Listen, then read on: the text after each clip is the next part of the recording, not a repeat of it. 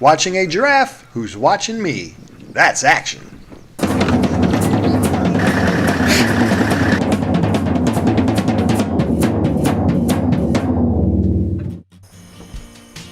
After checking into the beautiful Singaway Lodge, we quickly unpacked and passed out.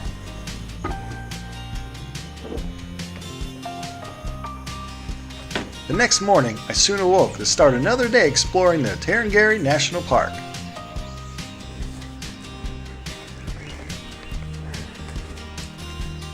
I better wake up or go safari. Well, I should say I woke up. Yeah, it's gonna be a while. So onto the porch I go, where the morning is a lot colder than I thought it would be. We got word that the other two people in our party, Puddin's sister and brother-in-law, who had to deal with a bad flight connection in Europe, finally made it to the park. As we raced there, we saw how the rains had ruined a lot of fields and crops. With the ability now to finally show Africa to more of a family, I had a happy wife on my hands, which meant I could finally relax and start some serious filming of our epic adventures. Sort of serious. Our first piece of nature that we'll stop at to look at today looks like a goose hawk. Now that's not a cross between a goose and a hawk, rather it's a cross between a large hawk and a medium-sized hawk. Add to that, they're pretty sloppy eaters. And in the same area, we have the common but always beautiful lilac-breasted roller. We started the day with some crazy bird action, but I'd like to show our family something larger. Well, here we go, as large of a bird as you can get, an ostrich.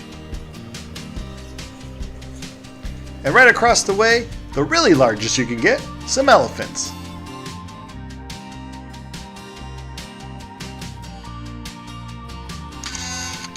That's about 6 tons or 12,000 pounds of animal there.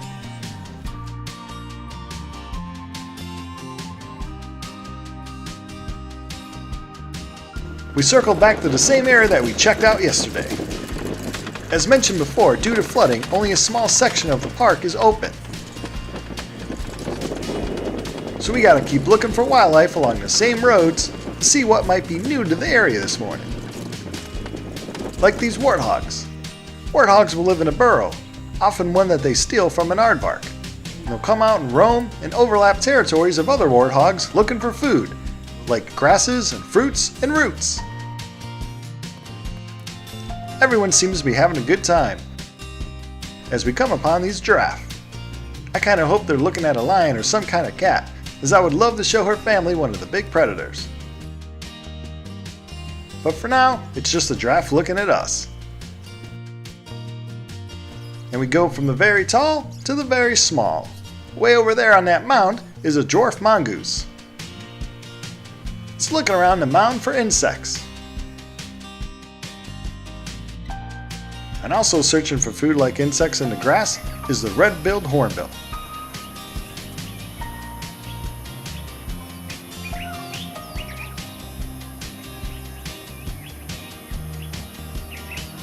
Looking up, looks like more rain is on the way for today. Not at all what we need. These rains will make the grass a lot taller and taller, easier for the predators to hide in, but also will provide obviously more grass for these guys to eat. Speaking of eating, it's lunchtime. Off we go to the picnic area.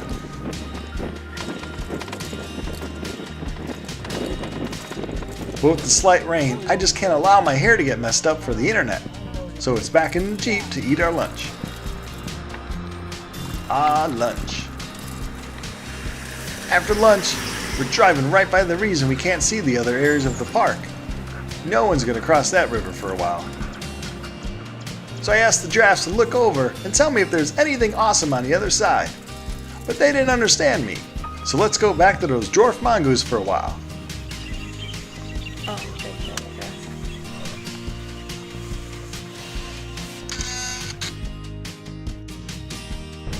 We all decided in the Jeep today that we're pretty tired. So we're going to drive out of the park and back onto the highway and call it an early day. This way it'll allow us more time to relax at the lodge. I'm getting used to this pulley safari. There was one thing I really wanted to do at the lodge. Is it rest? Nope. Sit on the porch? Not now. Watch the puddin' do her Titanic impression?